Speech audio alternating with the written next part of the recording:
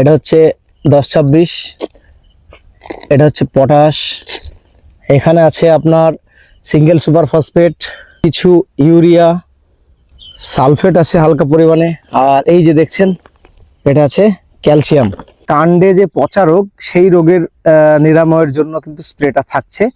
তিনটে প্রোডাক্টকে একসঙ্গে মিক্সচার করে কিন্তু আপনাদের স্প্রে করতে হবে এটা। আসসালামু আলাইকুম সুপ্রিয় দর্শক মন্ডলী, কেমন আছেন আপনারা? দেশ ও দেশের বাইরে যে যেখান থেকে আজকের এই প্রতিবেদনটি দেখছেন, সকলকে স্বাগত জানাই আশার আলো এগ্রো চ্যানেলের পক্ষ থেকে। আপনারা তো জানেন আশার আলো এগ্রো চ্যানেল সর্বদা সবুজের সাথে, সেই সঙ্গে কৃষকের পাশে।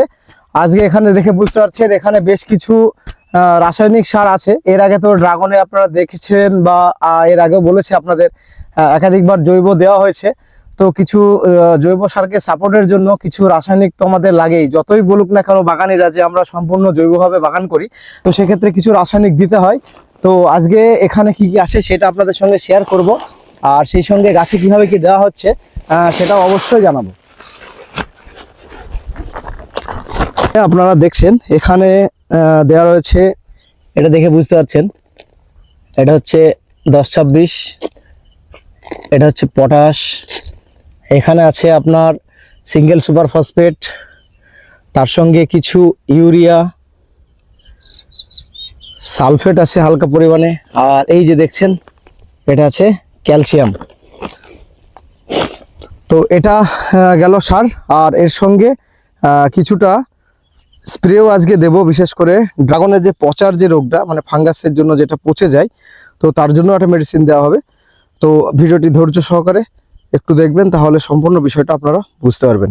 সারগুলো দেখছেন, এরপর কিন্তু এগুলো এইভাবে আপনারা একটু মিক্সচার করে নেবেন, সম্পূর্ণটা মিক্সচার করে নেবেন। তার সঙ্গে ক্যালসিয়ামটা দিয়ে দেবো। এইভাবে সারটা আমরা এবার নেব, এখান থেকে সুন্দরভাবে মেশানো হয়ে গেছে।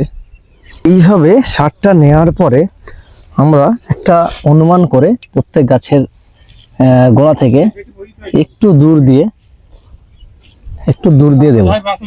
একটু কাছে থেকে দেবেন না, সেক্ষেত্রে এই সারের জন্য আবার অনেক ক্ষেত্রে সমস্যা আসতে পারে।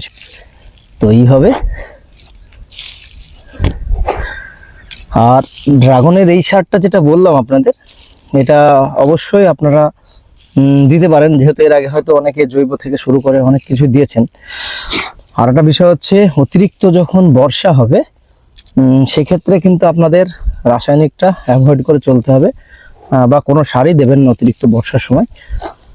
যেহেতু এখন বর্ষাটা দেরি আছে কিছুদিন, বৃষ্টি হচ্ছে যদিও সব জায়গাতেই কম বেশি, তো সেই হিসাবে কিন্তু খাবারটা দিয়ে দিলাম, তাতে কোনো সমস্যা আসবে না।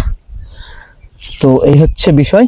তো বিস্তারিত আজকে আপনাদের সঙ্গে আলোচনা করলাম কি কি সার দেবেন, আর সেই সঙ্গে আর একটা গুরুত্বপূর্ণ স্প্রে কিন্তু এই ভিডিওতে থাকছে। বিশেষ করে ড্রাগনের কাণ্ডে যে পচা রোগ, সেই রোগের নিরাময়ের জন্য কিন্তু স্প্রেটা থাকছে। তো সেটা আপনাদের সঙ্গেও শেয়ার করব। তো চলুন এবার ওই বিষয়টা আগে আপনাদের সঙ্গে একটু শেয়ার করি। আসলে যারা ড্রাগন ফার্মিং করেন তাদের জন্য কিন্তু একটা বিষয় হচ্ছে, ফাঙ্গাসের কিন্তু একটা উৎপাত হয়, প্রচণ্ড উৎপাত হয়, কিন্তু এক রকমের ফাঙ্গিসাইড দিলে আপনার কিন্তু কাজ হবে না। এই যে এটা একটা দেখছেন, এটা একটা সিনজেন্টার একটা প্রোডাক্ট,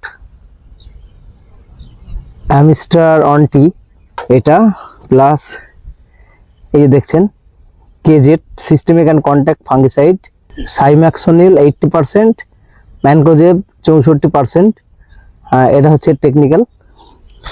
আর তার সঙ্গে একটা আছে, সেটা হচ্ছে এটা হচ্ছে জিঙ্ক। তো যে পচা যে কথাটা বললাম, এই যে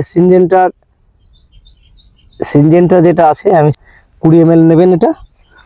তার সঙ্গে এটা নেবেন 25 গ্রাম, প্লাস তার সঙ্গে এটা নেবেন 20 গ্রাম।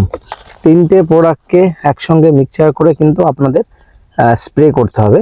এটা যে ডোজটা বললাম 16 লিটারের ক্ষেত্রে আপনার যতটা জল লাগবে সেই অনুযায়ী কিন্তু আপনাকে এটা করতে হবে।